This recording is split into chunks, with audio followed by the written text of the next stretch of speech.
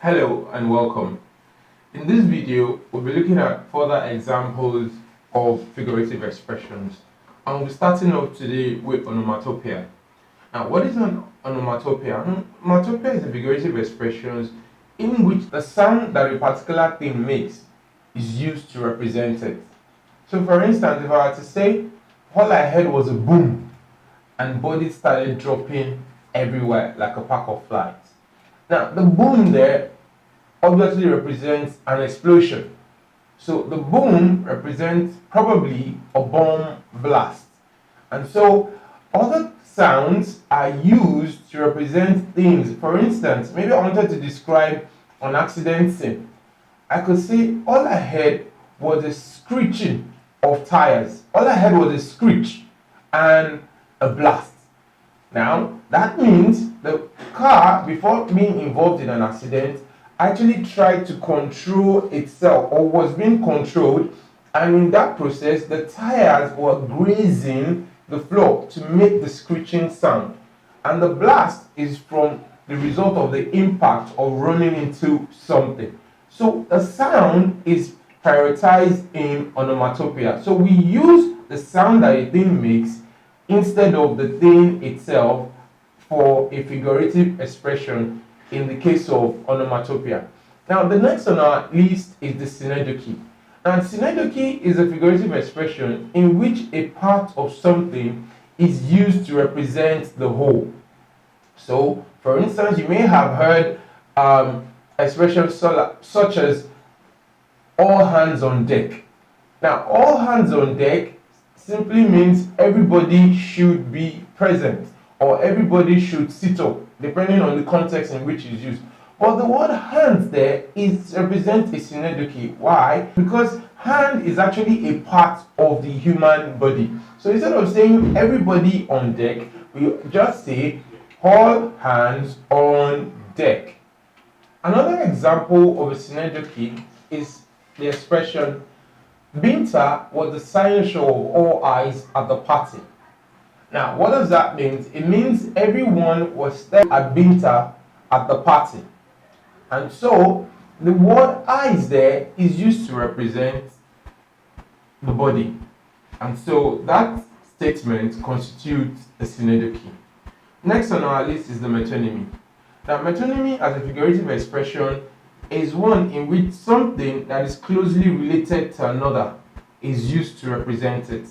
So, for instance, if I were to say the crown has taken a decision on the matter. Now, the crown talks about the royal family or the king. So, it could simply mean the king has taken a decision or the royal family has taken a decision.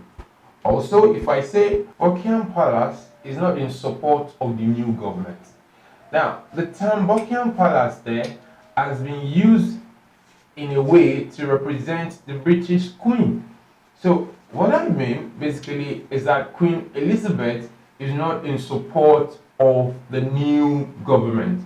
So, please remember that a metonymy is one in which we use something that is closely related with another to represent it. Another example we can give is Aso Rock. Now, if I were to say Aso Rock has assented the new bill. Now, that is, the president who resides in Aso Rock has signed the new bill into law. So, using Aso Rock there constitutes a metonymy. Next on our list is pun. Now, what is pun? Pun is actually a play on words, just for the sake of dramatic effect. So, if I were to say something like Father Friday fried 5 fishes on Friday, now that is just me trying to play with the F sound in order to give some sort of effect. So pun, as a figurative expression, it's simply a play on words. Now, the next on our list is oxymoron. What is an oxymoron? An oxymoron is simply a figurative expression that puts two opposite things side by side. So, for example, I could say, I had a bittersweet experience yesterday. Now, look at it. The usage of bitter and sweet together constitutes opposites. And so, that would be an oxymoronic statement. And last but not the least is the apostrophe. Apostrophe as a figurative expression is one in which something that is not present is addressed as if it were present. So for instance, when people who are mourning or wailing say things like, "Death be not proud." Now, death as a thing there is not present, and so that represents an apostrophe.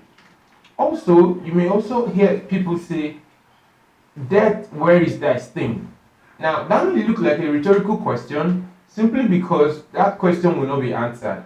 But you also have to remember that death is being addressed. And since death is not present there to answer, it is also an apostrophe. And this is where we draw an end to our subject matter of figurative expression. Please note, more examples and test questions will be given, and you will be expected to participate by answering through our feedback mechanism. Thank you.